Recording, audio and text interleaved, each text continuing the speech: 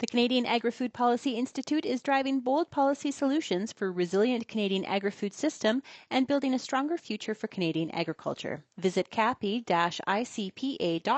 to discover how.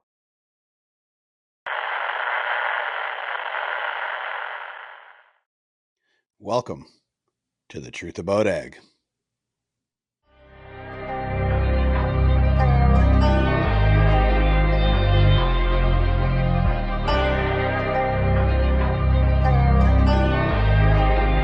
Welcome to the Truth About Ag podcast, distributed under the Real Agriculture Media Network and powered by the Heber Group of Companies.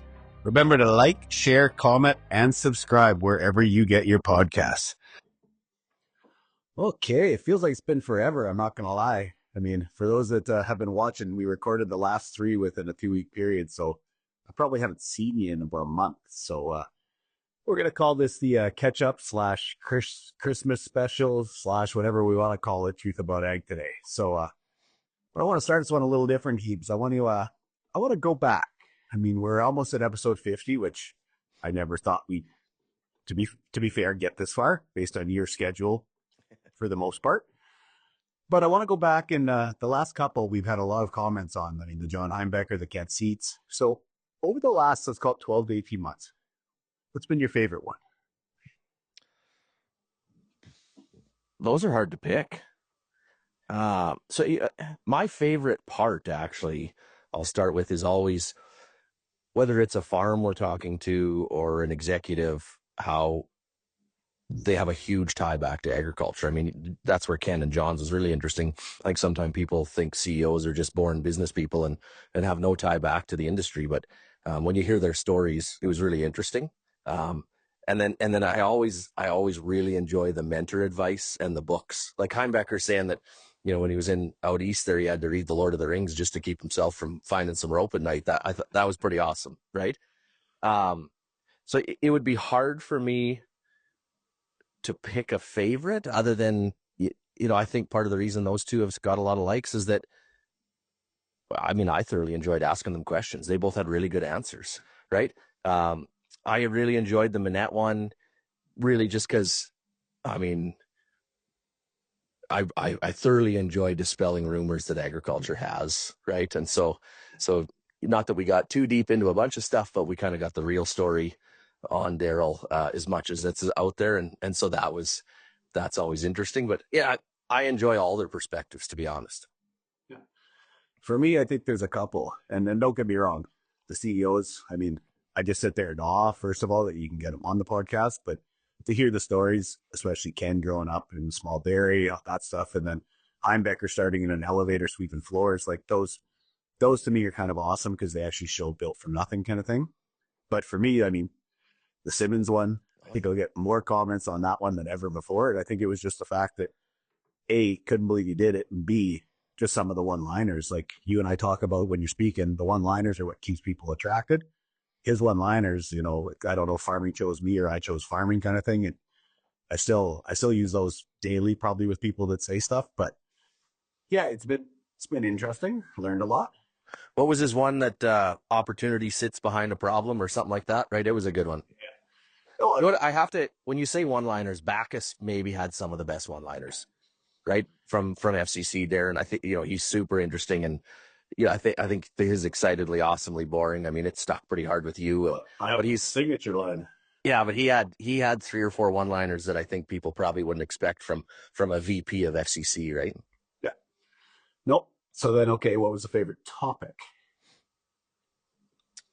Favorite topic. So, I mean, for me personally, I always enjoy hearing people's journeys of building teams, right? Because I think that's what separates businesses completely. And I can pick up, I mean, that you always joke, you can see when I'm taking notes or not taking notes. And it, you know, you can always pick up something from everybody on teams. Yeah, I've had once again, we literally started a Google Drive on all my favorite pieces of every podcast. So I'm not picky that way. I kind of like bits and pieces of everybody's. Everyone knows. I think Simmons said it online. I mean, I think I own Stanley Cup tickets. I bet that he'd be back farming in a year. because I didn't think he'd be able to stay away, and him and I still joke about it. So that was one of my favorites. Bryce Eager, I mean, his dad and my grandpa were best friends in Mooseman. So just having someone like him on from the same area, that was one of my favorites. And then, once again, I think Heimbecker's pretty interesting, and I enjoyed quite a bit of what he said. And same thing with Ken. Like, and that goes back to, I'm a big push of these large multinational companies having Canadian CEOs for the Canadian headquarters. I'm not saying they shouldn't go somewhere else to learn for a while or whatever. And Ken has been all over the world with Campotex, and Lita, I've been in Australia, but I don't believe Canadian agriculture gets the right backing if their top management isn't born and raised in Canada and give a shit about it. And so that part is exciting for me. See, for me, I'm going the other way. Is when the CEOs are on, I just kind of sit there and listen. I kind of get lost in what they're saying, so it doesn't really register until afterwards, to be fair. And I don't go back and listen to anything we do because I hate hearing my own voice. So I hate hearing it a second time. But I think the big ones for me were like, I love having clip on. I mean, Dean and I can go back and forth, and people think we're fighting, and it's like, no, we just have a different opinion. Yeah, it's fine. And then the other one is just Simmons and his obviously the health side I really liked. And then when he kind of said, everybody says you take a bullet for your kids, but would you eat better for your kids, or would you exercise for your kids? And that one probably hit home a little with me. So yeah, those are some of my more favorite topics, probably. I think one, too, I'm still a huge fan of the Riley Richards one, right? Because Riley, not only did he help himself, he's men in general, but agriculture men are even worse, are not real good at being open. And Riley's very open to what he went through and how it affected him and his family, and encourages others. And I've been part of a situation or two where Riley's been a key person in helping some of our close network. He's just a great human, and what he does for the industry goes unnoticed. And that, it really does. Yeah, that one means a lot to me too. Well, it's funny because everybody thinks, it's just, he says it because he's on the podcast. It's like, no, guys, you could meet him on the street. He's first time at Farmer Coach. He said, my name's Riley Richards and this was my journey. So if anybody ever needs help, it definitely hits home quite a bit. Yeah, that one's a big one. Okay. And then last one, anything surprised you the most that you learned?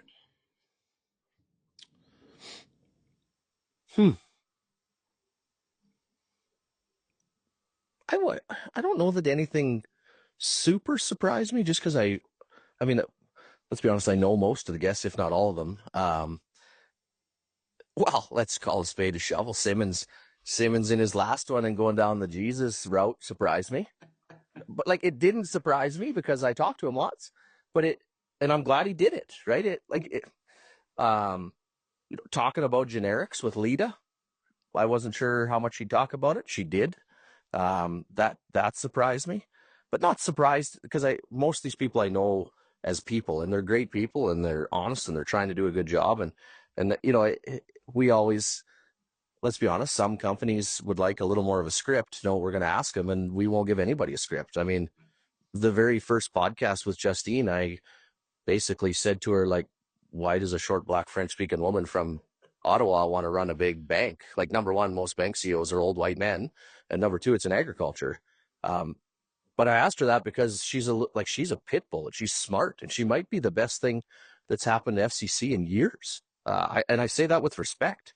And I respect her a ton. And I've taken her with me to events to have her opinion. She's done the same back. So, I mean, we won't give them a script, and I appreciate that they'll be honest.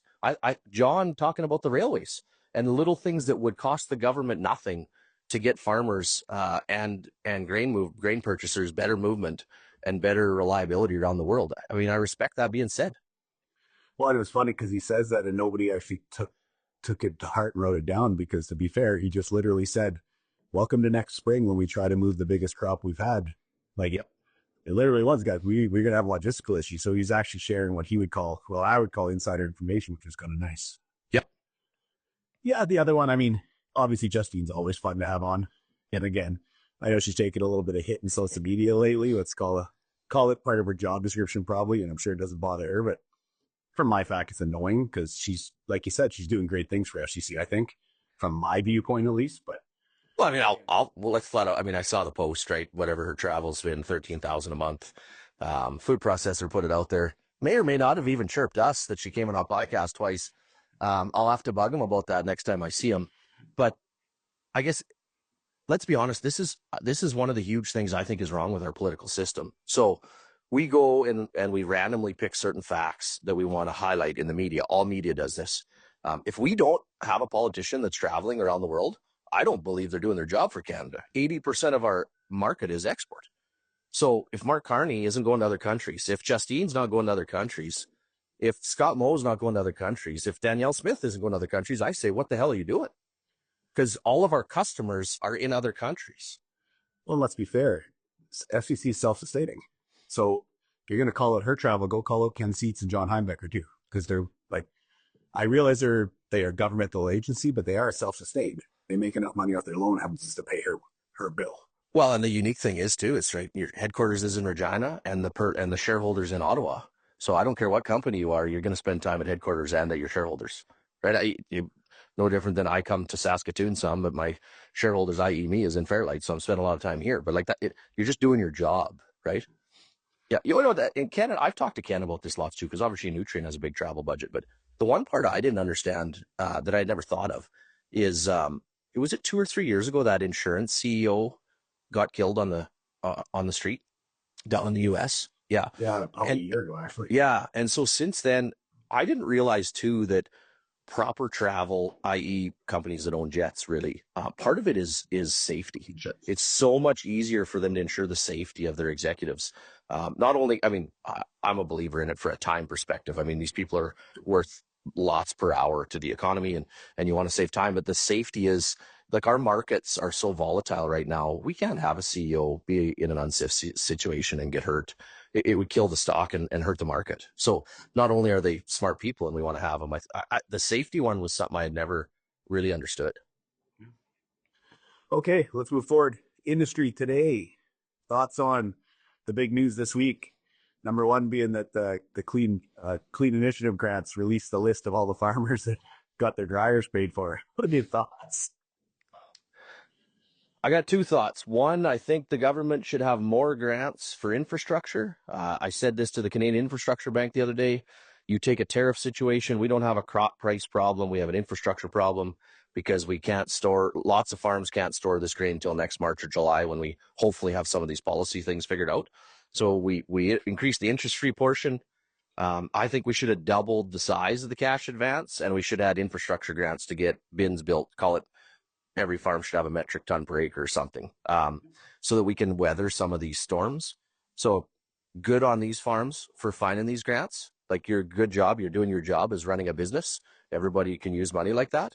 And anyone that has a problem with it, look in the mirror and ask yourself if you're doing a good enough job. What am I supposed to say? Oh no, I was softballing you that one. I knew that was the answer. Yeah, it pisses me off actually. Yeah, it's the same for me. A lot of the farms we work with were on that list, and kudos. They found the grants for starters, because that's the hardest part. Yep. There's a million grants out there, guys. Like, I got farms that hire grant scrubbers just to find grants because it's worth the money. And then to find them, to fill out the paperwork is another one, because you have to fill it out correctly. Any little thing wrong, they'll throw it out. And then some of these grants took 2 or 3 years to get through their approval process and to start building. And the last one is it's matching. So whatever it is, they had to spend that to do it. So it wasn't like they just got AgriInvest funded into their system. It was literally that you actually had to put the money towards your own infrastructure and invest your own money to do it. And then it was a matching. So I'm with you. Anybody who's complaining, I'm sorry, but look over the fence and being jealous, or else see it yourselves. They're 2 different things. I'm a huge fan of any type of grant that helps with agriculture infrastructure and agriculture education.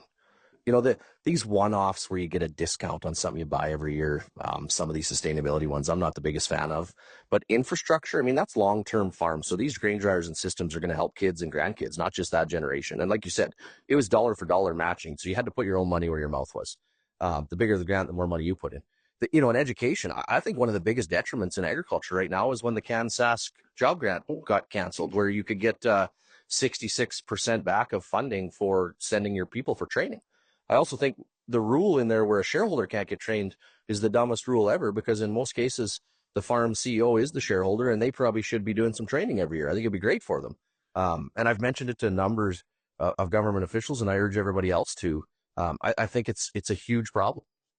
Well, the only one, and I'll take some hate for this, is I think part of it was it got so abused on the 1As that it was funding a whole bunch of semi drivers. And don't get me wrong, farms need guys to have their 1As.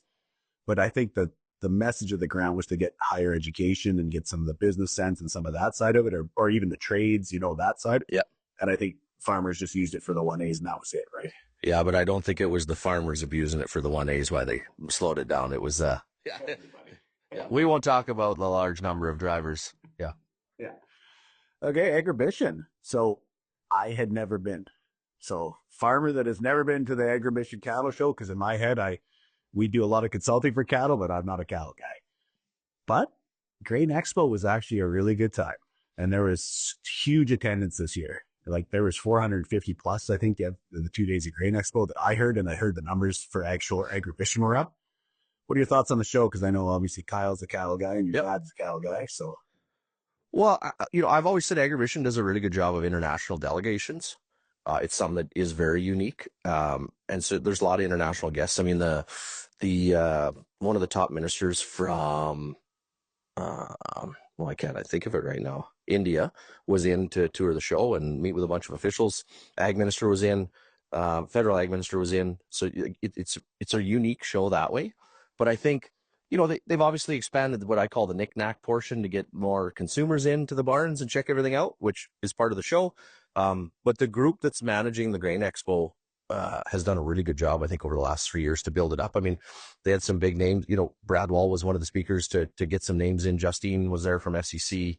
And then I was only there for maybe a couple hours, but I thought their speaker list was very diverse and good. I won't say too much because obviously you and Todd were speaking, so that'll be self-satisfying if I say you guys were good. But I think that group has done a good job of getting some good speakers in there and carving off a piece to still have a bit of Grain Expo as part of the Agribition show when there's that many people in town. Yeah, my favorite part was I got to throw Todd to the wolves because he had his family there, he had his kids there. I was like, oh, first time up on the stage with this many people, you're just asking for it now. Yeah, for sure, exactly. So then, last one, we have a few farm sales in the last, let's call it, couple of months. Some big farms are moving on. What are your thoughts? Is that a precursor, or is that just some one-offs? Yeah. Yes, I mean some of them are just at the age where they're retiring. I mean, I always kind of judge too when a farm sale happens. Does it include all the land or not include all the land? If it includes everything, I mean that's a sale. It's done. And there's a couple of those. And then there's a couple where it's just a retirement where all the equipment stuff's being sold and they're going to rent the land. But I think they're hoping a bunch of people would just swoop in and rent it. But these 20, 30, 40,000 acre farms, I mean, it's not that easy for too many people to just swoop in and rent it, right? Especially if it's a new location. Yeah. So, I mean, we've talked about this. Technically, internally, we would say for a bunch of our client group, working capital is in a good position. But it's still my gut belief, for the industry, working capital is not in a good position. So specifically after the last couple of years, guys have been drawing down working capital hard. So now they get to the point where land has been on let's call it a 20-year increase.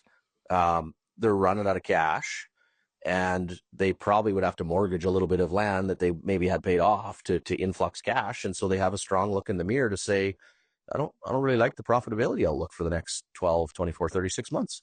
And, I'm not saying they're making the decision I would, but I think that's what's causing the thought process is lands at kind of all-time highs and cash is not great in a lot of positions. And so do I take on more debt or do I just fix my cash problem and fix my stress problem? And I think you and I would both say part of it is as these farms grow, they have not built the people side too. And so it is stressful, right? And so then you add in cash flow on top of HR and they're just like, piss on it. I don't want to do this anymore. Yeah. And I think, don't get me wrong, and there's wolves at the door, to be fair. I mean, I've seen more realtor commercials going out in the last, 6 to 12 months than ever. And obviously what Clarenbach Road was, I mean, I'm not saying it's wrong or right. I'm just saying it definitely caused a stir. So now I think guys are saying, well, maybe he's right. Maybe we're at the high and, I don't want it. If I'm going to sell in 5 years, maybe today's the day I should do it just to not ride this down cycle, right? So I don't disagree one or the other, but it is going to push into my next conversation with you is just spent some time out in Ontario at some of the Young Farmer Summits speaking. succession transition is by far, and I know it always is, but I was more surprised out there. It was 90% of the conversation. Yeah. So let's jump on this family office. I mean, I've talked about it, you've talked about it, and I want to jump into it a bit. Because some of these big farms, like you said, we've created monsters. They're not that easy to sell anymore.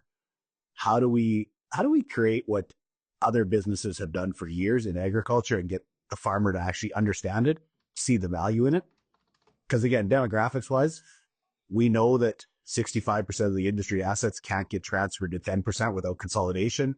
Yeah. Everybody says they hate consolidation. So what's the answer? And I think family office is one of them. What's your thoughts? Yeah, I think part of it is everybody just starts thinking that you got to be big acres to be a big farm, but we got to remember that 2,500 acre farm times 5,000 acres still a $12.5 million farm. I mean, that's not just a 1%er, that's a 0.1%er.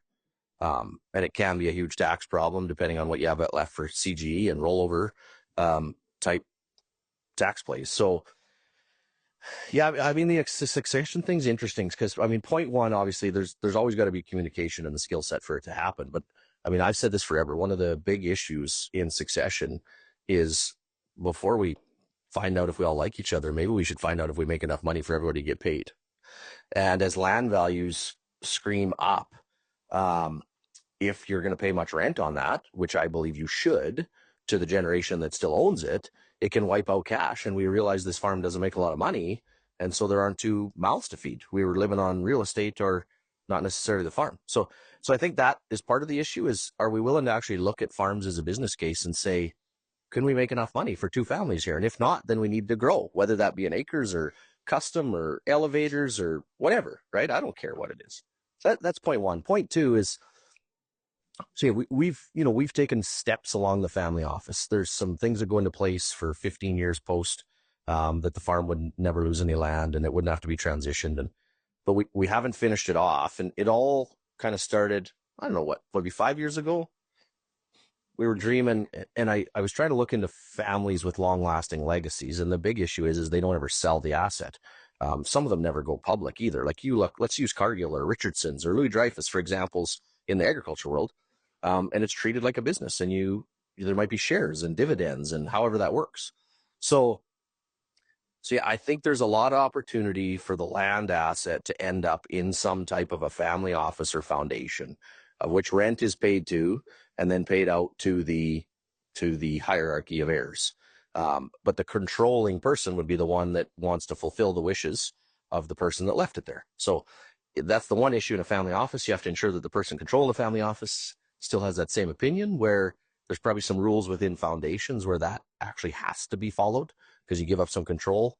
But yeah, I mean, I would put it in one of our top, we have a lot of stuff going on between the businesses right now, but I would put it in one of our top 3 dreams over the next 24 months to kind of have a pathway figured out for this family office, land legacy, keep the land within the family forever, use rent to pay out, to pay rent as dividends for future years, but still be able to borrow against that asset at a percentage. So I've always said, if I'm willing to lever my land to 65%, maybe I can only lever the old family land to 35% and my land goes away first so that it's always safe.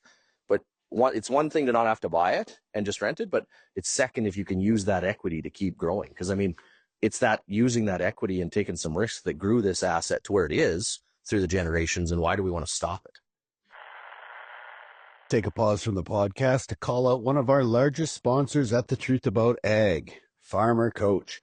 We have had the largest uptake in the program since its start in 2022 and are looking to have more than 100 producers in for the fall of 2025. We've opened up an additional executive program as our legacy cohort sold out earlier than it ever has in the past, and we are asking producers to reach out for availability. We have multiple new industry supporters this year. Love the industry when they jump on board with education, and they are sending some of their most progressive and young farmers into the program. Reach out to your lenders or your suppliers and ask if they're a supporter, and if not, why not? And lastly, and the most proud we are at Farmer Coach, we are entering our 4th year cohorts, and we have an 80% retention rate with that cohort. The original one has no industry backing. They came because they believed in what we were doing, and now as they enter their 4th year, they have made changes to their operations beyond what I ever thought was possible. So if you're not looking into the program, I ask that you hurry, as seats are filling up, and we want you to figure out your definition of success, and then let us and the other participants assist you in reaching it. The only real question left to ask is one day or day one. Now back to the Truth About Ag podcast. Well, and I think what holds it up mostly is, I mean, I've heard this line too many times that it bothers me, is that, oh, agriculture is different. That won't work. Well, an asset's an asset, guys. Land is just an asset. And I mean, I said the line when I was in Ontario, and it might have shook a few guys in the crowd, but it was, the legacy is not the farm. The legacy is the family. So what I mean by that is that even if you like your family, you don't like your family, the legacy your parents built, whether that was the land or the farm or whatever, it's assets. The actual legacy is the family office. So it's how do we take all those assets and how do we put them in the right spots? And that might not mean that the farming kid gets 10,000 more acres, because maybe that's not the right investment. Maybe it's an investment in something else, but the family office is actually funding it and covering it. Like we look at it too much as just farms, and we're not just farms anymore. We are asset holders of a very, very expensive asset. Well, let's be honest, it's one of the reasons I wanted to have John Hanbecker on. Most people don't know that they have a pea fractioning plant, and they have a little port facility at Thunder Bay, and that they have a huge egg business because they felt that they were doing too much in carbs and they needed protein. And that's the way the world was shifting. Now, it's still all agriculture, and I'll guarantee they clean the grain in the facilities and sell it to the chickens, right? But that's how it went, and it hasn't been bought and sold. Like, farms get bought and sold every 30 years, and it stymies growth. So yeah, and I also think there's a lot of research around kids being left. Let's talk about 250,000, let alone 2.5 or 10 million, and it not going very well, right? So, I mean, my dream is to how do I turn this family office into an entrepreneurial scam, in that maybe everyone gets $1,500 a month to help with groceries, but guess what? If you want to start a business, you get a 0% loan for the first 5 years, or the day after you have your first kid, $10,000 comes. The day after you sign the mortgage on your first house, there's a percent of the house that comes, but you don't know what that percent is, so that you make the right decision. And then, oh, by the way, we leave you, then some money comes. Because I think the whole world has estate planning figured out, other than some of these super elites, in that, okay, so your parents pass away when they're 90, you're 70 or 65, and you get left 200 grand. That's not the time of your life you need it. You probably got your own money by then. Now, 10 grand when you got married, or 10 grand when you bought your first house, or 10 grand when you had your first child, like that changes people's lives. And so, yeah, we're doing a lot of thinking around that family office, entrepreneurism, because I mean, we're not getting a lot of help from the schools on entrepreneurs. So we got to find a way to train them internal. Oh yeah, and it was shrinking massively in Canada, to be fair. And yep. I mean, you look at Nutrien sending their new plant down south. I mean, investment in Canada is gone. Let's be fair. Well, I mean, it's why we talked about, right, is that and I've been procrastinating this, but found an insurance product that for about $3,500 a year, I can insure my wife and I and my kids that if something goes wrong, it's $2 million American a year to go to whatever health clinic in the world I want to go to get it fixed. Because you're right, that the legacy is the family office. And right now I run that family office. And what could throw me off my game? Me or my wife or my kids getting super sick would really throw me off my game. Right. And so could we write a check for some of this? Yeah. But could you look at the family office and say you did the right thing for the business and for your family? Probably not. So then use a product to fix that. So it's not a decision. You just do it. Right. Well, and the family office paying for that product just makes sense. 100%. Yeah. Yeah. Okay. Since I brought it up, I didn't realize I brought it up. Give me your thoughts on Nutrien heading south. Well, one of my favorite things to do is in 20 years when we drink a scotch and look back and see if Trump's volatility helped, right? So there's a lot of Trump's policies I agree with. I don't necessarily agree with how he does it because there's so many unintended consequences. But as of right now, I mean, if you're a big company, the U.S. is way more pro-business, specifically if you're investing in the U.S. than Canada is, right? I would say the other thing is I mean, I think Warren Buffett has laid more track in the U.S. in the last decade than CN and CP have done together in Canada. So where do we believe the reliability of moving product is going to be? Probably down there. Now, do I wish it was in Canada? Absolutely. But at the same time, it's a global company. They would have assessed all of their options. And I'm sure if I looked at the same facts they did, I can't blame them. And hopefully it's a wake-up call that we fixed some red tape issues within our own government and some reliability issues on our export. Well, and the funniest part is if you go on social, usually they would just destroy a company for doing this. It is not there. It is strictly government destroyed on this post because they knew it was coming. Like, hey, be fair. Why would you build it in Canada? There's absolutely no reason to right now. No. Completely. And with the government, and I mean, lots of promises, nothing's actually been built. I don't think Nutrien made an error. I think they 100% did exactly what they should. Yeah. Yeah. And let's be honest, over the last month, Carney's made some promises, i.e. the Alberta stuff, that it's way more than we've seen for 12 years. Now we just need to see the action behind it. Yeah. Now, speaking of Twitter, got your account back yet? No, fuck. Pardon my French. Yeah, so I got hacked on Twitter on Halloween. I think I'm selling Bitcoin and some other coin and buying Audis.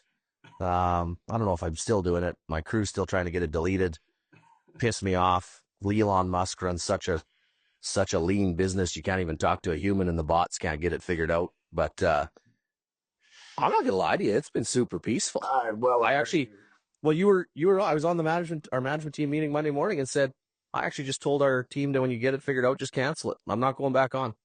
Yeah, it's been awesome. Which it leads to a whole different discussion around the merits of Twitter right now compared to, I mean, to be fair, I like LinkedIn right now. Yeah. Other than trying to be sold everything all the time, at least I can have responsible conversations and opinions from people who aren't just honestly just negative to be negative. Where Twitter, I was just finding if they just want you to go down, it's clickbait. They want you to go down the wormhole. And when you don't engage, you just keep going and going. Where LinkedIn, it's like, even if you get a negative, there's an opinion behind it. So I actually respect the opinion. Yeah, I mean, I always found the interesting thing with Twitter is your haters are live on the group chat and your supporters are in your DMs. And so I'd have one negative one, that one weekend there, I forget what it was. I think it was the bus. I probably got 15 comments on the bus, negatively on Facebook and Twitter. And I probably had 45 to 50 DMs saying, my kid wouldn't have been able to go on a ski trip without it. Keep doing what you're doing. And I appreciate that from people, right? And I understand why they don't want to put it on there because then the trolls go after them. But I guess the one big issue is if a troll thinks I give a shit, they're dreaming. It was free entertainment. I used to laugh. Yeah, I told Todd the other day I was reading the book Let It Be by Mel Robbins, and that's exactly what it is. Don't give a shit. Don't give a shit. Yeah, you've known me long enough to know that my give a shit meter's pretty low. Okay, let's do a little sales pitch for TPAP here, just for fun and giggles. I think you're going down, aren't you? Yeah, I haven't been down there in years, but so TPAP's the executive program for agriculture producers. I got a lot of respect for it. Texas A&M puts it on. Danny Kleinfelter started it. He was one of my mentors. He's since passed away, but if you haven't read every article that Danny Kleinfelter ever wrote, you should. Do it. I actually have one of my office staff pulling every one of those articles and putting it in Notebook LM right now to start pulling out all the best stuff of it because I respect it that much. And so I'm going to go down and kind of co-facilitate a couple classes with a good buddy. A couple of our teams going down. So I've taken it, you and Jeff have taken it. We're sending a couple more. Not only, it's business, it's agriculture at 100,000 feet. You got to figure out how to apply it on your own, but it gives you a good world view of kind of what's going on. I mean, I'm still good friends with a guy from Australia. In fact, one of the New Zealanders that was working for me, I hooked the two of them up. He's over helping my buddy in Australia harvest right now. So I have connections from when I was 27, 28 years old from TPAP that I still talk to this day. And I think it's really good to get off the farm for a week and talk to a bunch of people that are going through the same thing you are. Well, it's a fire hose. So like I used to tell Jeff, like while we were down there, is you don't have time to think about the farm during those days. So that week, you better have somebody making sure the place doesn't burn down at home. Yeah. But B, be ready because you are not going to be able to keep up with everything you're about to write down. Like Jeff, I think still has 30 or 40 notes from 2 years ago that we're still trying to achieve. Let's be fair. Yeah. Now, the fact that we had a list was probably a good thing. And I tell people to go down and take their paper with them. But yeah, it is by far why we do what we do, to be fair, between TPAP and Strat Coach and EOS. I mean, that's the core of our business line, really. Well, let's be honest. I think when I went down there, I filled out Dick Whitman's checklist there, and I think I got like a 68% of things that they say should be done on a farm. And when you and Jeff went back, you failed. I would tell where you failed. That's your style. And then when you and Jeff went back, I think we're at 98 or 99, right? So, I mean, it's just an eye opener and it's not, nobody down there, when the first time you're down there, gets much over a 60. The big thing is just letting you know that, there's some important stuff you need to find time to work on. And kind of my message when I go down there this time is, you don't have to get it all done this year. Pick away at 2 or 3 of those every year. And in 10 years, you'll have them all done, right? Prioritize what's important and work your way through it. And I think that's the important part is meeting some farms that are doing a bunch of this stuff, right? That's what I find interesting. When I laugh, because we utilize similar checklists, and I've talked with Dick about it a lot, is in Farmer Coach, and we ran it our first year versus our fourth years. And the interesting part is the areas that are the sexiest to make improvements was financial and risk management. Yeah. The internal structures, the core vision, goal setting, that side of it, no. We made very minimal improvements. Let's call a spade a spade. Yeah. So it's funny that the low-hanging fruit is always the financial side of, which is great. It's you and I have always said, if you don't have if you don't have the accounting right, you don't have the business right. But it's funny how they procrastinate on the actual soft skill, uncomfortable conversations, to be fair. Well, I'll mention, I met some really good people down there that I still talk to fairly often to this day, right? And if you're listening to the podcast and you have time, go find these guys on Twitter or LinkedIn, whatever you use, right? Like Jeremy Jack, Silent Shade Planting. They got a nice operation, do lots with John Deere, grow cotton and a bunch of other crops. They got a farm newsletter if you want to check one out. It's fantastic.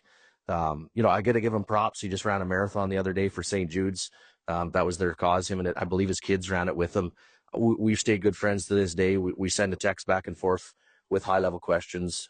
John Carroll is another guy really worth following. I mean, when I took TPAP with him, his wife was something like, 24, 25 weeks pregnant, and they were flying over to Brazil to start their second operation because land had got too expensive in their home state. I think they're in South Carolina, but I can't remember. And they have a large hog and grain operation, and now they have a large operation in Brazil. So, Kip Tom, that's where I met Kip. I went to TPAP with his son. He was farming in Argentina and Indiana. Kip's worth following too. Grant Dick, actually out of Manitoba. This is where first place I really got to talk to him was down there. And then Lon Fromm, he's out of Kansas. He's a guy worth following too. The way he builds teams and has team buy-in on his operation is just, it's next level. And the last one I would mention is Black Gold Farms. They started in North Dakota, Grand Forks, one of the largest potato producers. Halverson's Greg was the dad, and the two boys running now. And I mean, things like, hey, we're not using our equipment enough. We should maybe expand to the 13 states below us so that we can run our potato planters and harvesters more often. So just great conversations with different types of farms that I, to this day, still stay in touch with. Well, we've always said that I get asked a lot these days about the advisory board stuff, and my number one answer, outside of the professionals, which I don't even call that an advisory board, I call them more just your annual meetings. But on an advisory board, make sure they're people you're chasing. Like, though, if they're chasing you, they're just going to be yes men. They're going to pat you on the back, tell you you're doing a great job. That's not the point of an advisory board, to be fair. If you're looking for confidence, just go talk to your family. The advisory board is actually there to tell you the things you're doing wrong. And that's where groups like you just mentioned, those are the guys you want to talk to because they're doing stuff that you're chasing. Well, let's be honest. I mean, our advisory board's pretty lax in that we move people in and off it. But what I say is make sure you have a group of people that you purposely stay in contact with to get new ideas and ask questions when you run up against a roadblock. And I would say that, I just try to stay curious and find people that are way smarter than I am at a whole bunch of stuff. And then I remember to phone them a couple times a year, right? Like that's how I stay in touch with those guys and ask them for a bit of help on something. And magically, you want to know what? They always text you back to do the same thing. Okay. Where else do you want to go? This is year end. Performance review time. Yeah. I hate them. That's why we hired Todd. Yeah. So give me what your thoughts are for Jeff and Todd of what true performance reviews on farms is, because honestly, that's the number one thing that guys hate doing. And it's the biggest joke when I speak is how many of you have done a performance review on your dad or your mom and the answer they laugh, right? Yeah. But this is the time of year. Yeah. So, I mean, our big thing is performance review shouldn't be a surprise if you've done your job during the year, right? So do we do weekly meetings all year? No, we were pretty consistent in the winter with the team. In the summer, it's way busier, sometimes in the summer, but the two growing seasons, seeding and harvest, we don't do much. But if you've done your job all year, there shouldn't be a surprise. They should know the things you want them to grow on, and they should know the things they do really good. So, I think that part should always be known. If that's going to be a surprise, you probably haven't done your job throughout the year.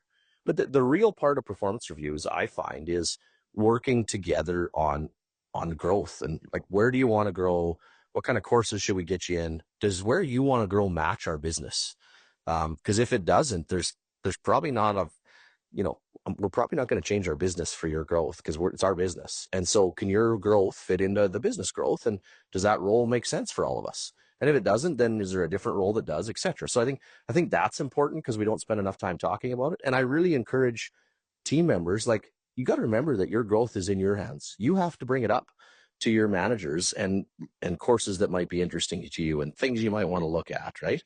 And then I think we try and spend a lot of time on, making sure that the discussion and the requests are in the best interest of the business. Like, are you asking me this because it's best for the business or because it's best for you? And the best ones are when the answer is yes to both of those, right? We call them win-win. It's great for the business and it's great for you. Perfect. We should probably look at implementing it. But when you get down to the meat and potatoes of it, some questions are just good for one person, not the business. And so we try to really have a strong mirror on those conversations.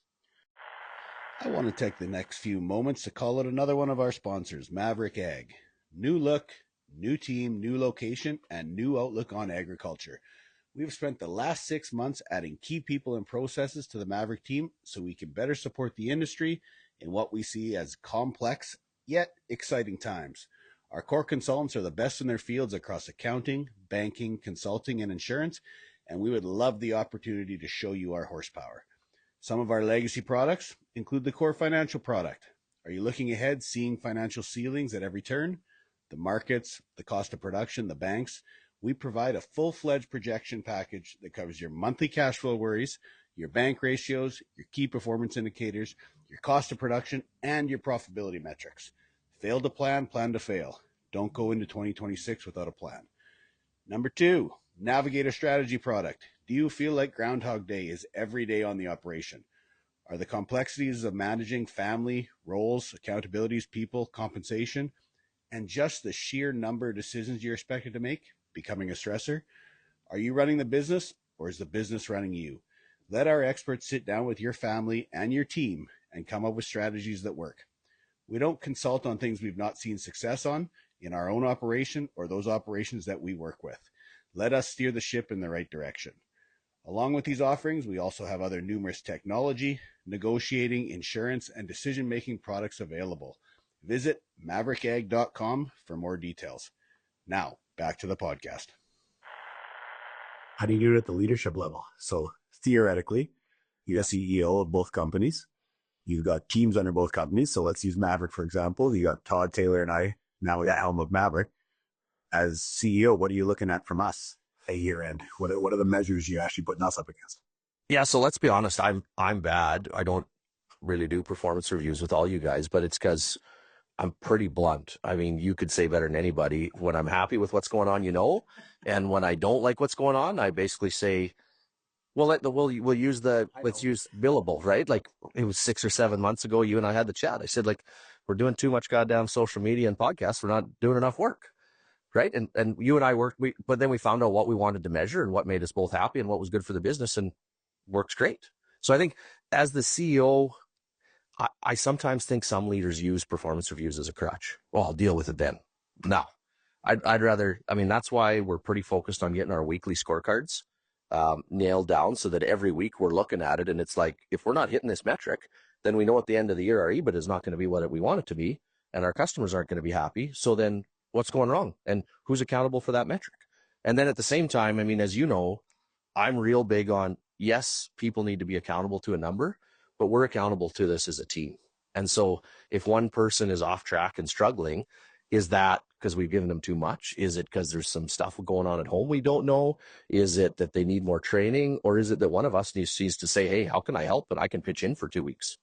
Right. And I think that awareness weekly really makes it a lot simpler. And so I think you and Jeff and Taylor and Todd, you know what we're measuring, you know what I want, and we look at it weekly. And then I'm very point, like truthful on that. Like if you have an issue, make sure you just phone and talk to me about it, whether it's something I can fix or something I need to look at or something you want to try. I think all of you are pretty comfortable with me to have that conversation, because even though I can be a prick because I'm too honest, at the same time, I think I'm probably as supportive of good ideas as maybe anybody out there, right? If it's a good idea, I'll put whatever I can, money and brain power behind your idea to make it work. I think the part that was laughable, maybe not laughable, but is that when Todd and Taylor came in and you and I can call each other out of, comfortable being uncomfortable, guys, because this is the conversation. Like, this isn't a pat on the back, yes man, all the time, because that doesn't help anybody, to be fair. Well, and that's why I say that people hate performance reviews. The people that hate performance reviews are people that haven't had two-way feedback all year. And so there's surprises that need to be dealt with. Now, am I saying there's certain situations you're going to deal with a little more in depth in a performance review than you did live one day while other people are around? Yes. But it still shouldn't be a surprise, right? Like, if one of your managers doesn't hold people accountable enough, or one of your manager blows up too often, if you've dealt with it a little bit throughout the year, when you bring it up in the performance review, it should not be a surprise. Yeah. But then, okay, it's not a surprise. What are we going to do to fix it? Like, do we have too much pressure on you? Do you need to take a personality course so you understand how to deal with people better? Or like, that's where it gets exciting, is when we can have win-wins for the people and the business. And I just encourage people just deal with those things all year. So, I mean, Google Chat, right? We have one on the farm now, and where we literally have, it's a good things chat for the managers, because the best thing about performance reviews is it's really easy to remember everything that went wrong. Because if it went wrong, it probably got to mine or Jeff's desk or yours or Todd's desk, right? It's not as easy to remember everything those people do good. And so now our managers and Jeff and I, like weekly, it's the last 2 weeks we maybe sucked at it, but in growing season specifically, we try to have one or two things on there every day, right from the lowest person on the totem pole to the top, right? We had a young lady helping us with all the moistures and unloading trucks. We have never had a cleaner yard and a more organized sample room in our entire life. Like, it was an absolute game changer. She got mentioned, like, I sort of got every fifth day in harvest, how helpful she was, right? So I encourage you to get a list of good things to remember too. Okay, I'm going to call this my own little sales pitch. What the hell? So we've had massive growth on both sides of the company now. So teach me, what am I looking for in the next 12 months? Because honestly, growth, if you do it wrong, really sucks really bad. And obviously we've made the first few steps by bringing some team members on, but how do you manage growth? Yeah, well, so I mean, that was my favorite part. I joked on the call the other day that I kind of felt like a good dad to Evan. But all it was is that, older than you. Yeah, all it was is that if you're building a team right, your team shouldn't have to make the mistakes you made, right? And so I have the line of, we hire good people and then we find the work, for a reason, because I've grown before when I was understaffed, specifically understaffed on the top end, and like, it was painful. So I always kind of joked, right? If you're going to grow 50%, even if you're ready for it, it's painful. 25 to 50, if you're ready for it, very doable. So we hired a couple great people, more than a couple, right? We hired Todd and Taylor on your line. Hired a couple preps, right? Like Jocelyn was great. I think Danny's great. So we had a lot of great people. And then, we didn't have quite enough work at the start. So Evan was starting to freak out that we were going to run out of cash. We might have to give a loan from one of the other companies. But now I think, things are really starting to heat up, and that team was able to get the processes and the plans under attack. Like, they got them figured out when they still had their head above water. So now when it's time to be swimming in the race, they know what they're going to do. And so that's my first pitch to people, is when you're going to grow, I always say you want to get your business built where your capacity is ready for 25% growth. So you could just take it on and you just stretch everybody just a little bit, add one or two people, and you can do it. And then add a person or two after. But lots of people, we grow before we have the people side. So, and I know everybody wants me to talk about cash when it comes to growth, but cash doesn't matter if you don't have the people, right? Because it's painful whether you're rich or you're poor if you don't have the right people. So I think that's the first point. Second is just make sure you're measuring the right things. So a lot of people just get so busy, they forget to measure anything. So what do you need to get done every week to hit those goals this quarter and this year, and get everybody aligned on those things? And it's a huge opportunity, right? Well, and even within the EOS, like, we obviously just did our annuals a couple of weeks back. The big one we changed is we used to set rocks for EOS just based on, what's coming next quarter, set out your rocks. And we realized those really were not what our key goals were.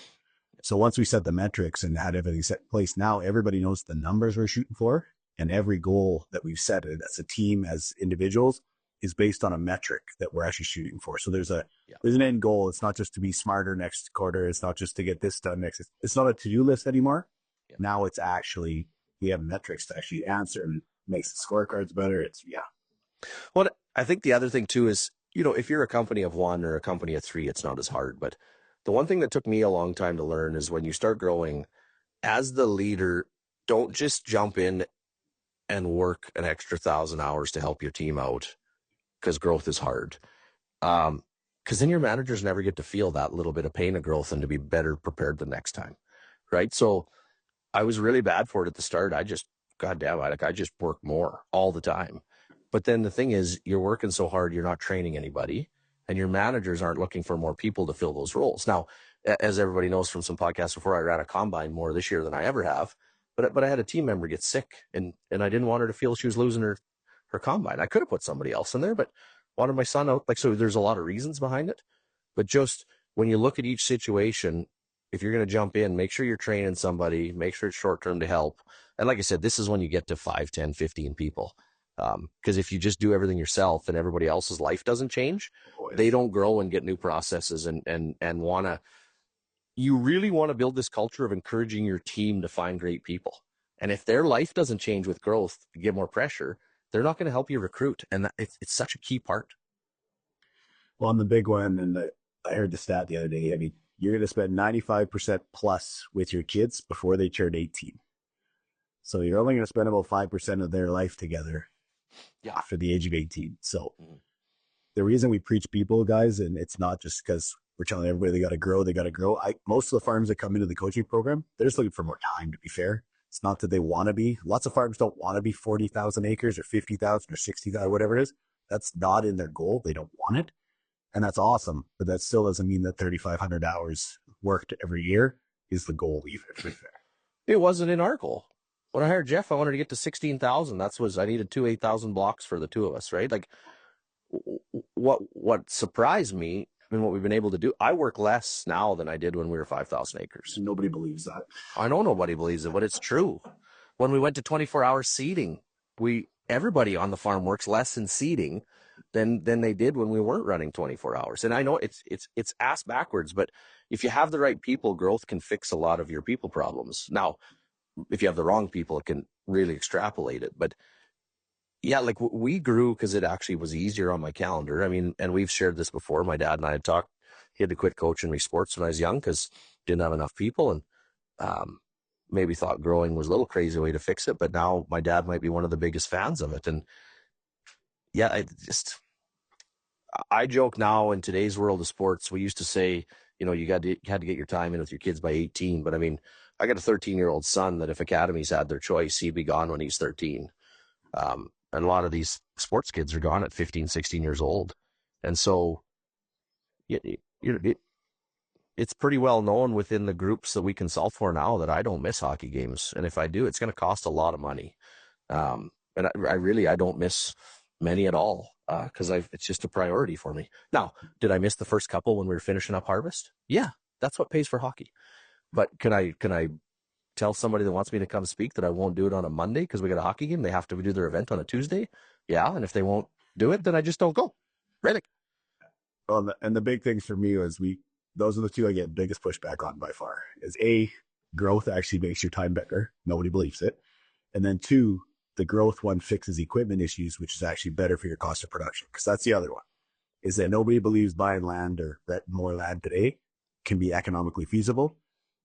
Except that if you don't actually add equipment, the drop in machinery cost per acre is much more rapid than the increase in liability finance, to be fair. As long as debt service. Knowing your proper equipment multiple based on your location is super important. And if you're not at it, it can have very big changes to your LPM.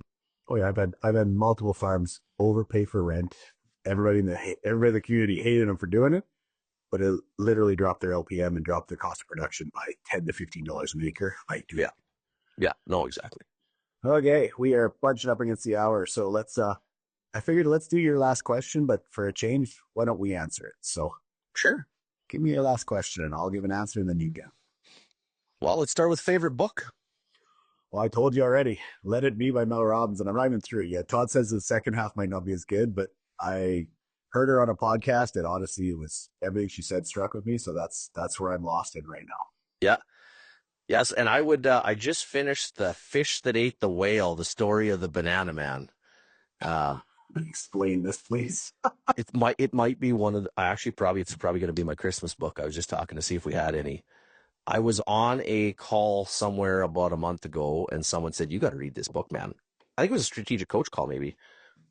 And they're like, "You might be the modern day banana man." I'm like, "What are you talking about?" It's about this immigrant that moved into the U.S. and started, trading bananas, selling bananas in the U.S., selling them off trains, and then like literally created the biggest fruit company in the U.S. to the point that like when Venezuela was going to change governments, he hired mercenaries to go in and ensure it didn't happen because he'd lose his cost of production. Like it was really good. So I'm going to probably send it out as my Christmas book this year. Wreck the surprise for everybody. Okay. So, the one that I've been asking lots of people now too, that I'll ask you is, kind of a very important mentor and some of the best advice. Ugh. I should have prepared for these, to be fair. I knew I was going to get you to say it. Here you go. I still think Clip is my number one mentor, to be fair. And maybe it's because I see him more than all the rest that I've followed in the past. But for him, some of it was just, and I'm not sure I have one line that I can give you, Hughes, but everything we talk about, like the reason I give him props and still do today is that he was different. So I grew up in MNP just like yourself and around a whole bunch of public accountants. People, even when I speak today, come up to me and say, "I can't believe you were an accountant," right? And that, to be fair, nobody take offense, but I take that as a compliment these days now, is that I think just the thought process of why can't you, right? Like somebody says, "We're different." Well, no, agriculture is not different, sorry. Or this isn't possible. Well, yeah, it is. You just need the time and the resources and the people with the money to do it. So that's probably where I'm going. And like I said, I cop out. I don't really have the one line I can remember from it, but that's for me the big one. Yeah. Yeah, I have a hard time kind of narrowing it down to one. I mean, I'll give a couple props to a few different ones. One would be Louis. I mean, we've my dad and I have been through. I mean, my parents and I like there was a lot of hard times at the start, and look where we are now. And Dad and I still work together every day. And I mean, he's taught me a lot about different things. Probably he was my first practice at dealing with awkward, and I don't think you can lead if you're not used to dealing with awkward and conflict. And he was pretty good at training me at it and negotiation and some of that kind of stuff. So but he's still beside me every day, so it's hard to call it a mentor, right? But Danny Kleinfelter was life-changing for me. He asked me some really good questions when I was down in Texas and took a lot of time with me. I always joke Wayne Poprowski's another MMP guy that we're super good buddies, but I mean, Wayne teaches me a lot all the time. He might not know it, but he does. And then, I'll say I had a good friend pass away here a couple months ago. He's 94 years old. Guy by the name of John Sheard. So I started renting land from him like 20 some years ago. His wife passed away 15 or so years ago. And so for like 14 years, him and I had coffee or lunch kind of every second or third week, for 14 years. And, he taught me a lot. 20, 25, 30 years ago, before I started renting his land, he had done all the landscaping work. He was running 2 drills because he thought cereals should be seeded with a split boot.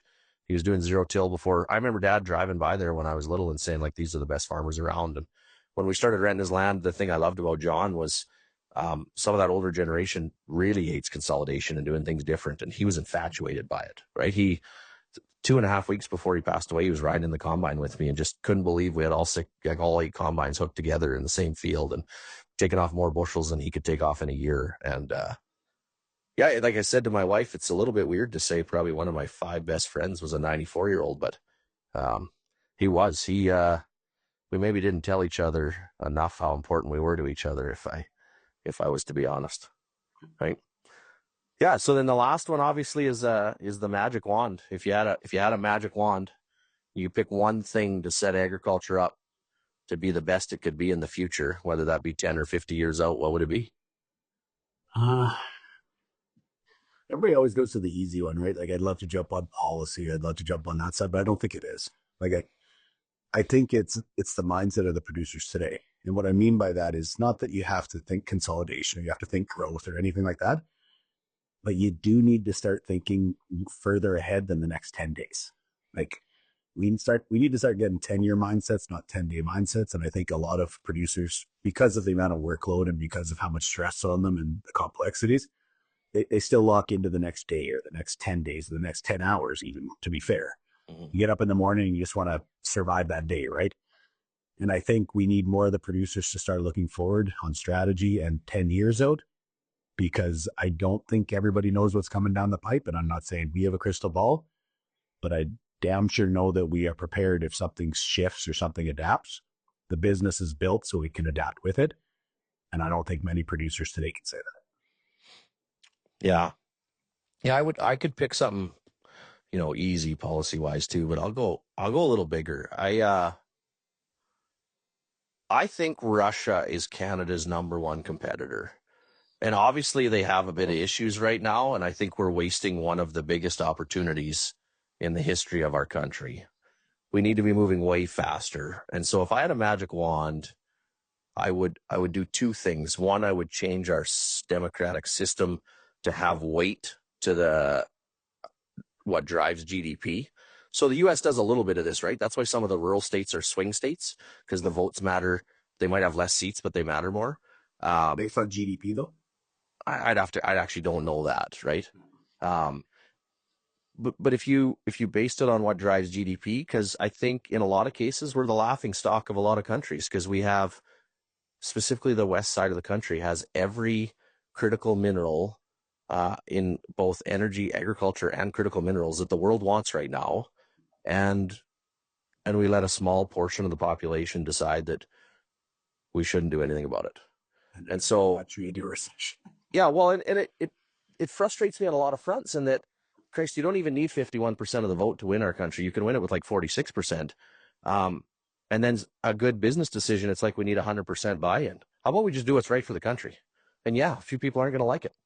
But then let's set policy so that we literally are building a country with an identity and a future, not one that's just stumbling over itself year after year.